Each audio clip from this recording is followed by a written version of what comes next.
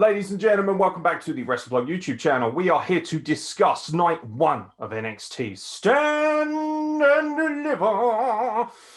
Such a great name. I love it. I am not by myself, however. I'm Aeron, and I'm joined by the Maple Leaf Magician, the Duke of Diabetes, the disaster zone of Ontario that is Kyle Wilkinson.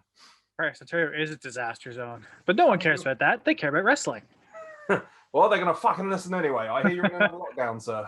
Yeah, we are province-wide for 4 whole weeks. Let's go. Mate, everything is reopening next week for us, although judging from the behaviour that I've seen so far of young people in Britain, I don't think it's going to last that long. So I'm going to go to the gym every night until they inevitably shut the gym back down again.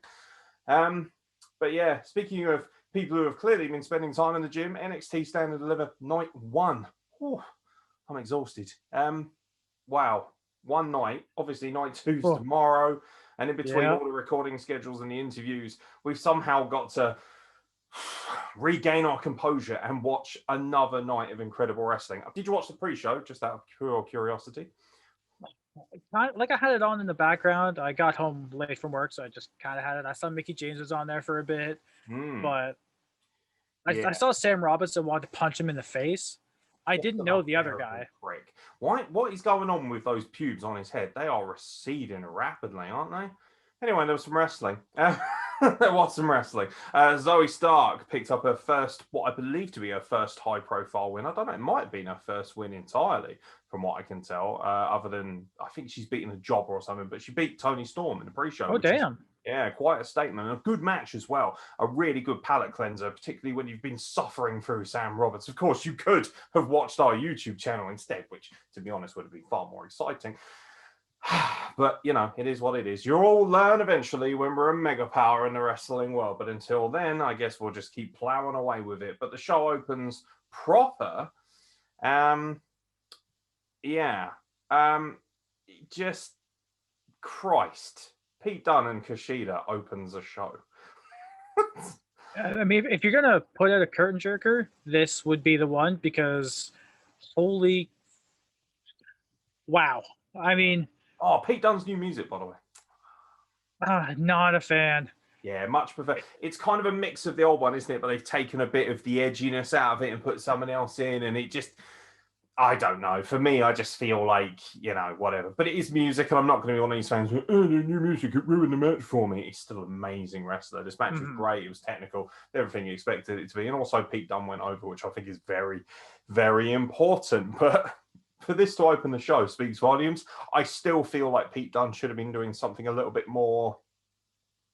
high profile. Like, I don't have anything against Kushida, but he very much feels like mid-card territory, you know? He feels like great wrestler in the mid-card who can help put over talent as well as putting himself over at the same time. Whereas Pete Dunne, for me, feels like legitimately one of your top tier, top 5 guys. Like, for me, if I was running NXT, people are going to say because I'm British, but I watch NXT and I think, I don't think there are 3 or 4 more guys in that company, or at least in the NXT brand, that are a bigger deal than Pete Dunne and can work at a rate that he can. That being said, there's plenty of guys who can certainly work to the same kind of level as we've seen. But Pete Dunne picks up the win. He's still the world's best technical wrestler. Until he wrestles Daniel Bryan, however, I'm just not satisfied. That was something I didn't know I needed until right now. More of that, please. Yeah, I'd even watch him wrestle Drew Gulak because I think that'd be saucy as well. Trying to think of all the great technical wrestlers. Obviously, I've seen him wrestle Zack Sabre Jr., so that's not a big deal. Not to me, obviously, being the snob that I am, but I think Daniel Bryan is probably the pinnacle, and he's also a guy who's going to main event WrestleMania as well. So I guess, you know, Daniel Bryan's got bigger fish to fry. But when he inevitably falls to the Canadian legend at his edge, hopefully we can set this up. And in his retirement run, which we're led to believe he might be having at this point, I think it would be quite cool if he kind of closed one of the chapters of his career by wrestling a guy like Pete Dunne. A program with those two, especially on NXT, would be really, really special. Particularly as they gear up to move to Tuesday nights. Rather briefly, by the way, what do you think about NXT moving to Tuesday? Do you think that's a good idea? Get away from all this Wednesday night wars bollocks and have a time slot of their own because Impact have now moved on to Thursdays? I mean, I never cared about the war to begin with, but as long as more eyes are on the product now, I'm happy with it. You know, all those AEW stands, oh, we won the war, look at us, we matter. Fuck off, go kill yourself. He's very much like one of those things, isn't it? If I tweet and I use both hashtags, people will pay attention to me more. Shut up. Like, it's just, it's fucking, it's cringeworthy is what it is. You're a snobby cunt. Get out of my life. You are a snobby cunt, yes, indeed. Now then, the gauntlet match to determine the number one contendership for Johnny Gargano's North American Championship. Let me lay out the rather simple rules that preceded this match. So we had 12 men in a battle royal. The first 6 men to be eliminated would therefore no longer be involved in the hunt for the North American Championship. We then had 6 more men left in the battle royal, and the order of their elimination would determine the order in which they enter the gauntlet match that we saw tonight. But it's not a regular gauntlet, of course, because instead of someone getting eliminated and someone replacing them, every 3 minutes a person would enter. So it's technically a Royal Rumble with double the time. And of course, by the time we get down to one person, that person will then have the opportunity to face Johnny Gargano the next night for the North American Championship. All kept up? Good. Now then. What the fuck? Do you know what? We used to overly complicated.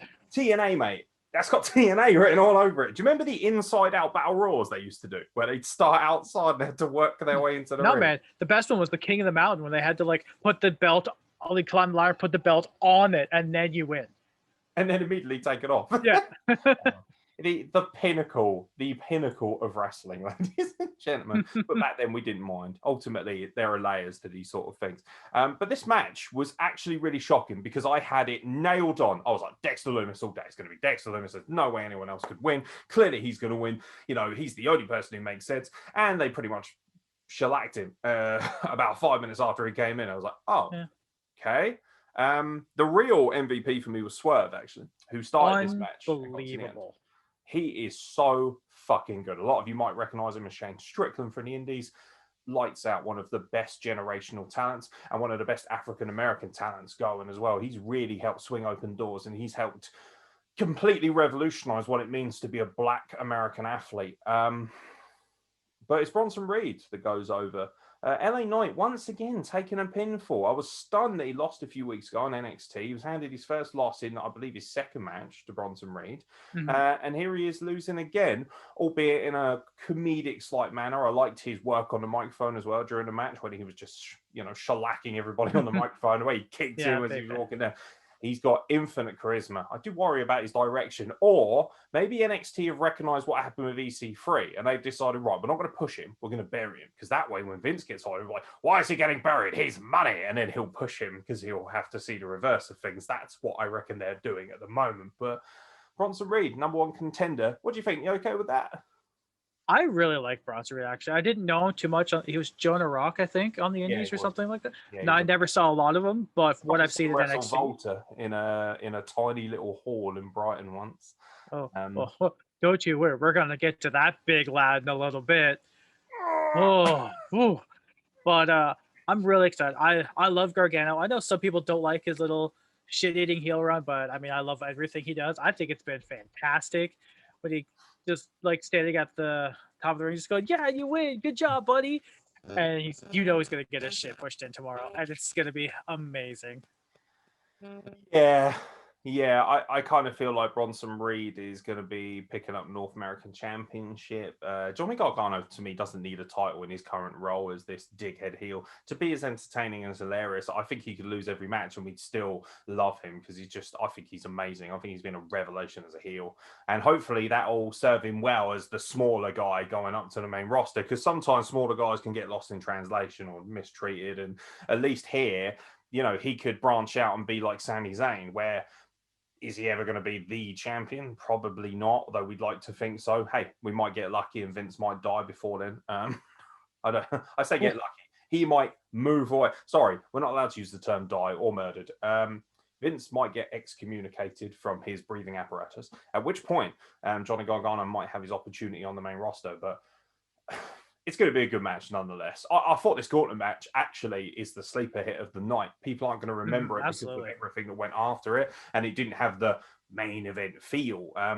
Would have been an amazing main event of a normal NXT, but nonetheless, it's slotted in very nicely here. And of course, what's great is we're talking about a show that was just a shade over 2 hours, 5 solid matches. Solid. Yeah. Volta versus Tommaso Champa was solid. I mean, solid in the sense of it felt like two bricks trying to murder each other. It was something else. Let's just get on with it. Volta versus Tommaso Ciampa had, in anyone's books, anyone who knows a fucking thing about wrestling, if you didn't watch this and you didn't think this was worthy of 5 stars of being a match of the year contender, don't bother watching wrestling, because you obviously don't like wrestling. Go and watch a man with his hands in his pockets jumping into a pool of orange juice, because that's clearly your cup of tea. And that's good for you, but it's not good for me. Tommaso Ciampa versus Volta.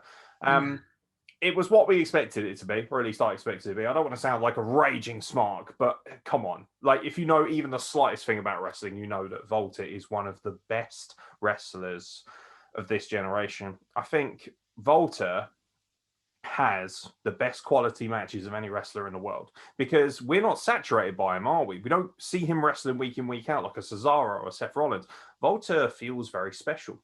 He doesn't wrestle every week. And when he does wrestle, he always has close to a 5-star match. And he very rarely loses either. He's one of the few genuine, exciting prizes of wrestling. He's a crown jewel. He feels like an untouched commodity. He hasn't been ruined. He hasn't been wasted. He hasn't been oversaturated, or, we haven't had him shoved down our throats like everyone else. Even Lesnar, who feels like a big special attraction, even though he's been gone for over a year now, he still feels a bit tainted because he had these dumb matches because of the sheer length of his career. Volta still feels like the pinnacle in a lot of ways. And I mean the good pinnacle, not the schmoz of, the collection of bad people over on Wednesday nights. Although there are some good wrestlers in that faction, but the way it's being written, Jesus Christ.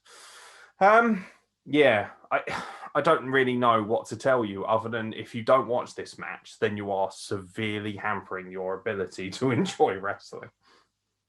It's really exciting for me because, I've not seen a lot of WXW or whatever the promotion is in Germany that you were correct the first time, sir. Walter's been. Knowledge. The only thing I've really seen is his stuff in NXT UK and any time he's been on American soil. Like the match with Dragunov is close to murder. I'm sorry, close to I can't. I need to be obnoxious because that match with Dragunov it's very hard to explain this to people who might enjoy things like Orange Cassidy. The match with Dragunov is what is actually known as wrestling. And if you look it up, many years ago, there used to be this thing called professional wrestling. No way. What? It's an outrage. And every now and then you'll get a taste of what it truly used to. It's weird, isn't it? People used to watch this stuff, right? And I'm not, I sound like the angry Mark and I'm being obnoxious for the purposes of entertainment, but I genuinely love a lot of what we see now. And I love the high octane stuff like the next match, which was also fucking amazing. But it's hard to believe that this is like such a rare commodity now to see Volta versus Ilya Dragunov or Volta versus Champa. These matches don't happen that often. And we actually don't have many wrestlers like that anymore because too many wrestlers, let's be honest, want to appease Big Daddy Dave Meltzer and I want to do 20 super kicks a match and I want to flip around. And that's great unless you've seen it every week for the last fucking 10 years, in which case now all of a sudden the simple stuff, the effective stuff, the stuff that looks, borderline real, now all of a sudden feels like a genuine treat. And there's probably, if I sat down with the legendary Louisiana man or, people of his generation who watch stuff growing up at the Sportatorium and stuff like that, they're probably sitting there thinking, yeah, this is fucking great, but this is what wrestling was every week, mate. Like we used to see matches like this every single week. Mm-hmm. And it's a shame that we have to be that excited and mark out that hard for something like this. Do I like the fact that we don't get it as often? Yes, because it means that I enjoy it a lot more. At the same time, I do feel a little bit cheated that I don't get to see this quality of wrestling more often. However, I know it's not everyone's cup of tea and there's this stench around and whatever. Volta is defending that United Kingdom Championship, which ultimately, of course, he retained. And this is kind of why I knew he was going to retain. He's defending his title tomorrow on the NXT UK Prelude Show. For those of us who can speak, against Rampage Brown, who is very much, in many ways, England's answer to Volta.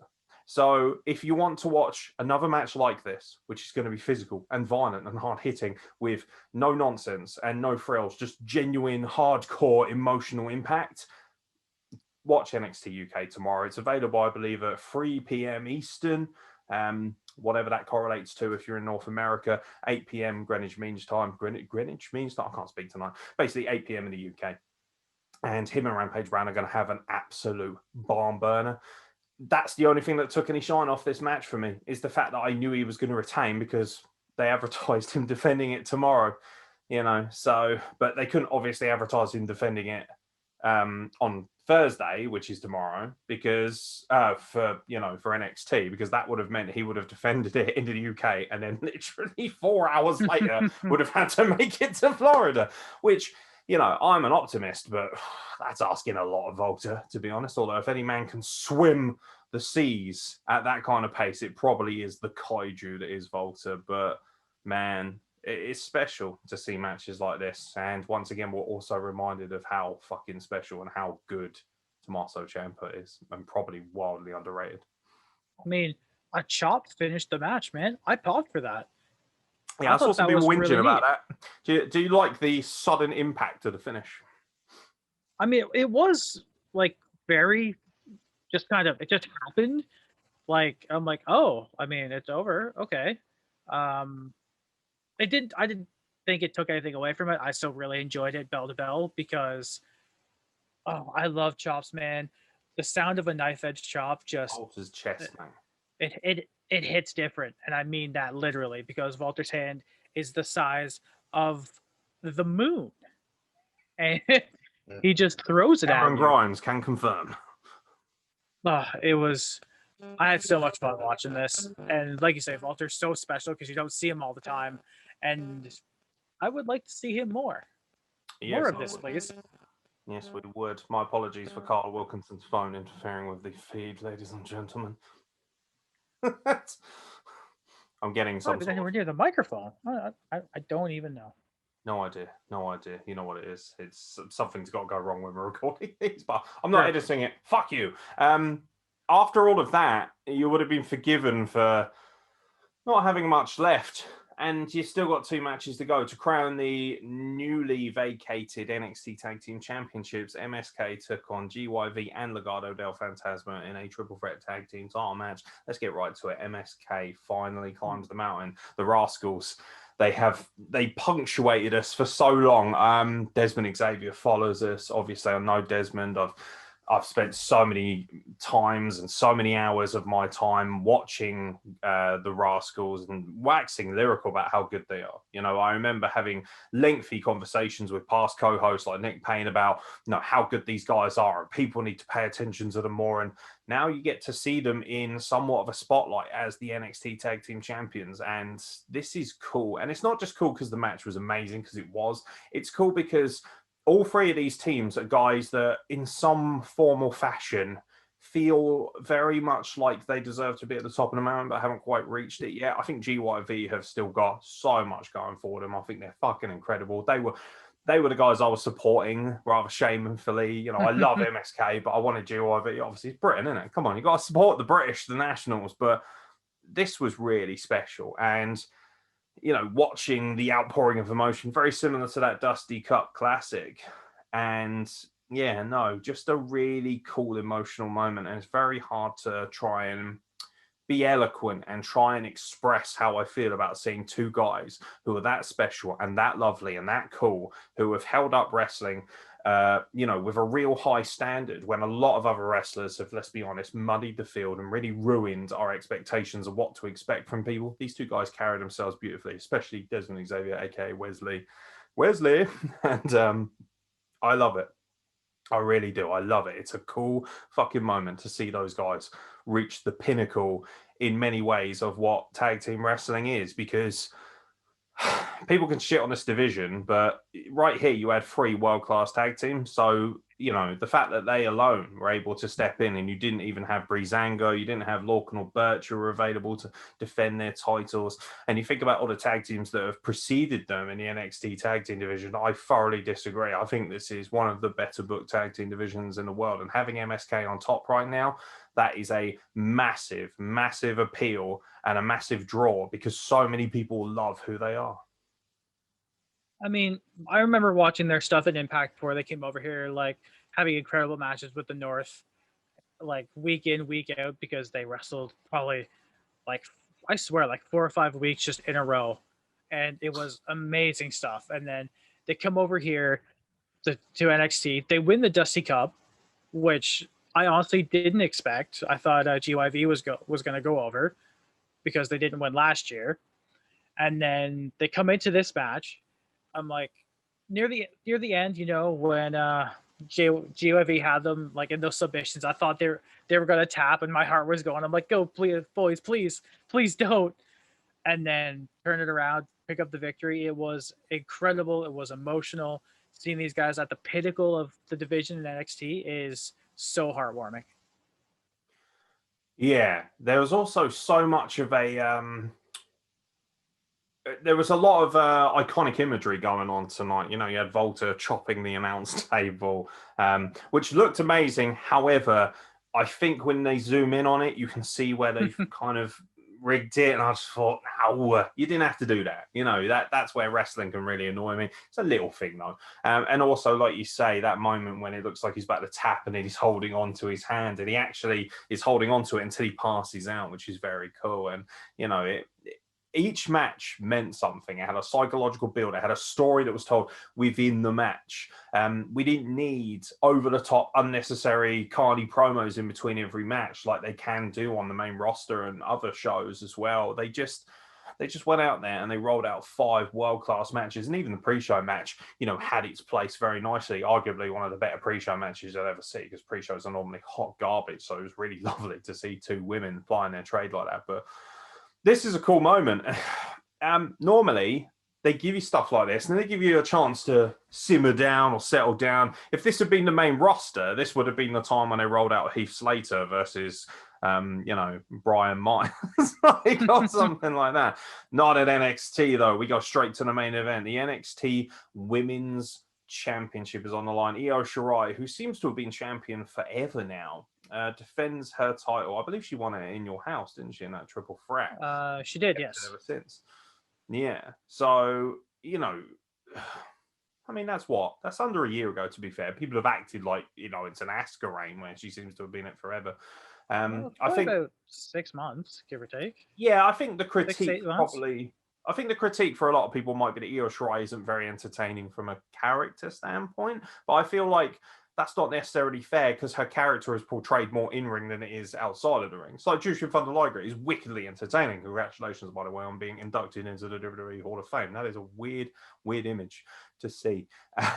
But at the same time, he was never about, let's cut a funny promo. I mean, it doesn't have to be Toriano and wave his DVD cases around. He would entertain people via the art and the sport of professional wrestling. And I feel like that's what Io Shirai does.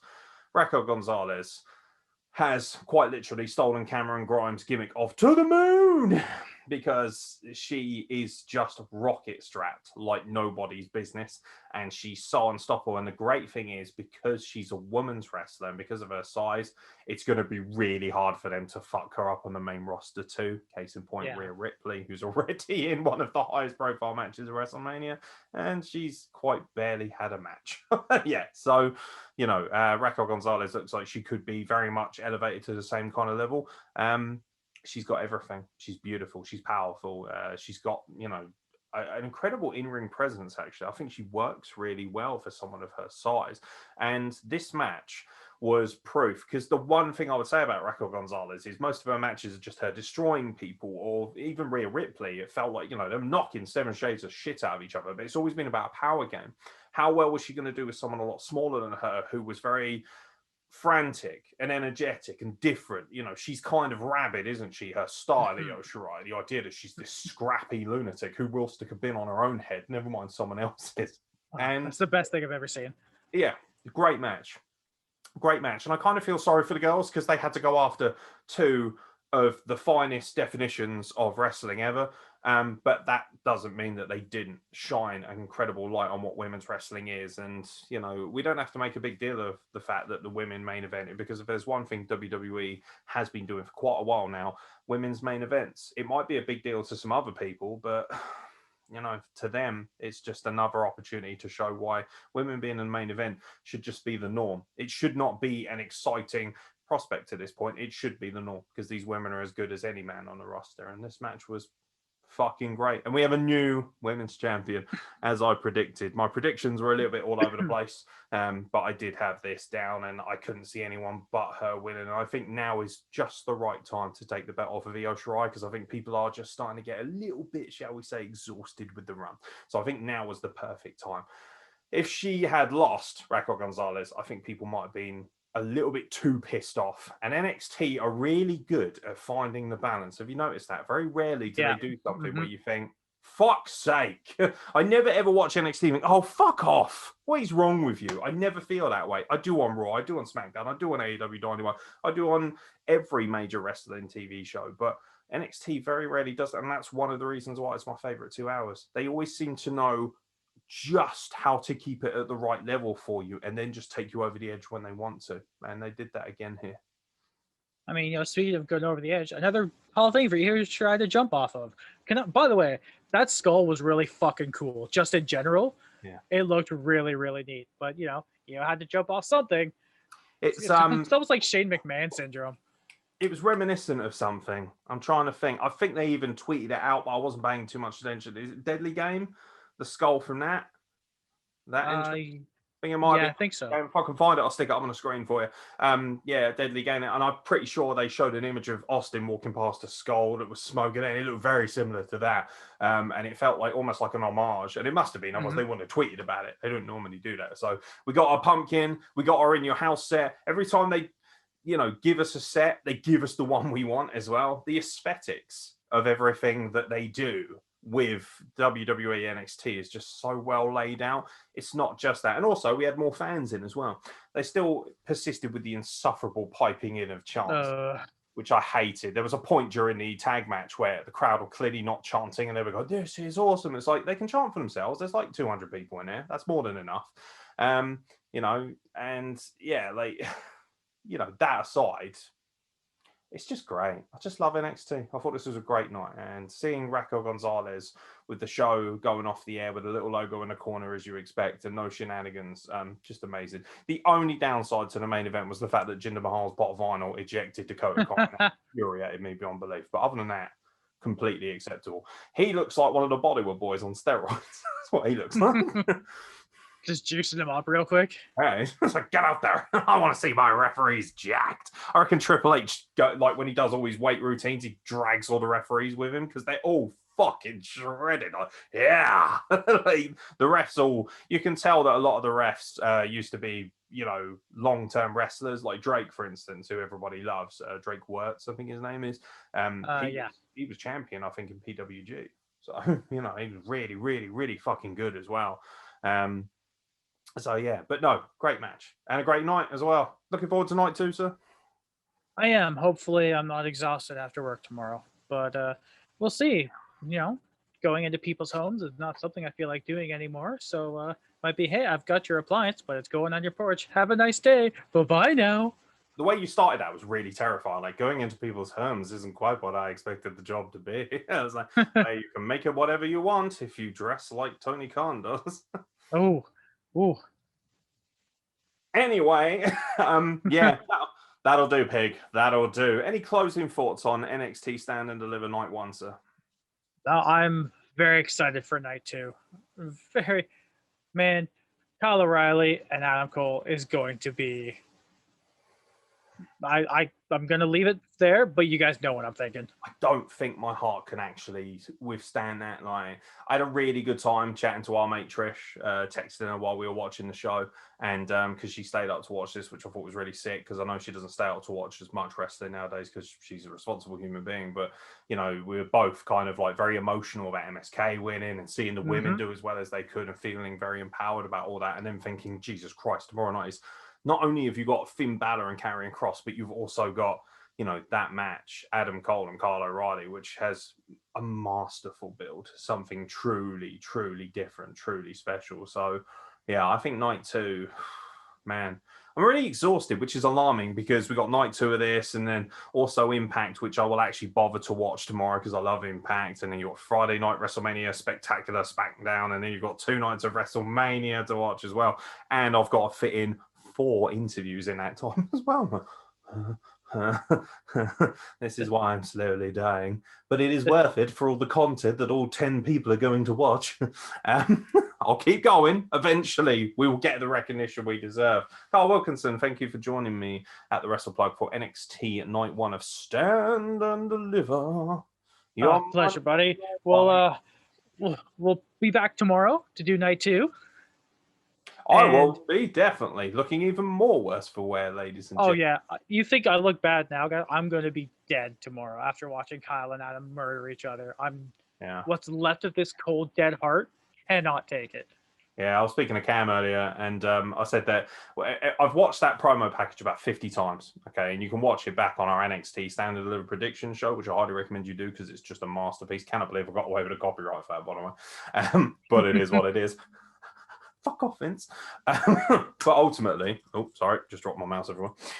Yeah, the thing for me that I just can't get over just how awesome that's going to be. But when I watch that promo package back, every time he says it was you, Kyle, I just think about you. I just think if we ever get to a point where we can get you into some sort of wrestling rivalry, I'm just going to splice the everlasting shit out of that soundbite. So yeah, but that'll do for now, ladies and gentlemen. If you have any thoughts on tonight's takeover, or if you have any thoughts on tomorrow's, before we drop the review, which will always be recorded directly after the show, so that's when you know when to get your thoughts in. Don't hesitate to contact us. Let us know if you have any thoughts on tonight. We're happy to read them out tomorrow night. But from myself, Aeron, and from Carl Wilkinson, thank you very much for watching, and we'll catch you very soon for more content from the Wrestle Plug. Yeah. Ooh, fucking go on. Yeah.